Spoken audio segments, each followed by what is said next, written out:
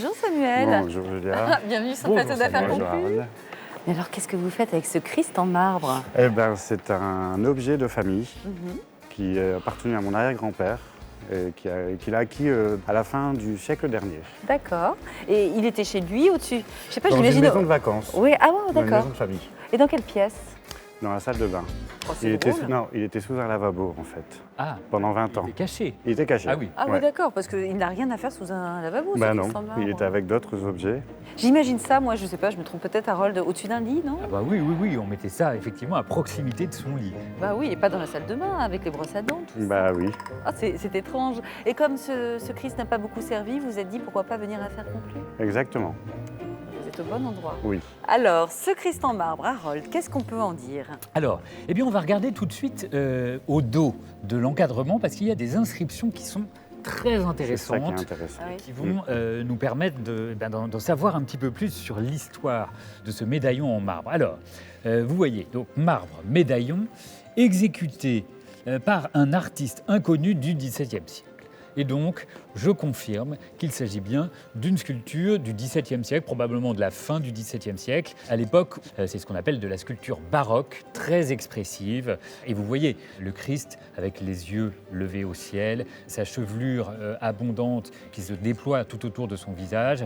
Vous voyez qu'il y a quelque chose de très fort qui se dégage Oui. de cette sculpture. C'est très expressif. Donc, c'est une sculpture très ancienne, Harold. C'est une sculpture très ancienne puisqu'elle date 1600 de la et quelques. fin du XVIIe siècle, absolument. Et alors, lorsqu'on poursuit la lecture de cette étiquette, on nous indique que ce médaillon se trouvait dans l'atelier du sculpteur Canova. Alors Antonio Canova, c'est un des plus grands sculpteurs de l'époque néoclassique, donc de la fin du XVIIIe siècle et du tout début du XIXe siècle, dans l'atelier du sculpteur Canova, où le cardinal Fesch l'acheta pour sa galerie. Le cardinal Fesch, c'est quelqu'un de très important dans l'histoire de France, puisque c'était l'oncle de Napoléon Ier. Le cardinal Fesch avait été nommé archevêque de Lyon, et il est aussi très célèbre parce qu'il avait une collection d'objets d'art et de tableaux très grande collection. absolument extraordinaire, probablement une des plus grandes collections du début du XIXe siècle. Quand le cardinal Fesch est mort en 1839, on a dénombré près de 17 000 objets et 16 000 tableaux dans sa collection, donc c'était quelque chose d'absolument énorme.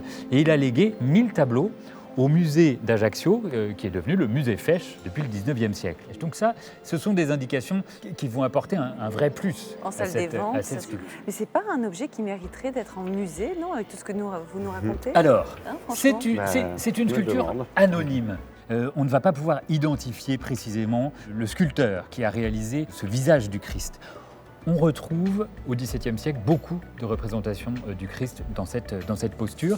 Et ce moment très précis de la Passion du Christ a été souvent illustré en peinture, en sculpture. Et le Christ est représenté avec un manteau sur les épaules, une couronne d'épines. Et c'est un des moments les plus douloureux de la Passion, juste avant la crucifixion.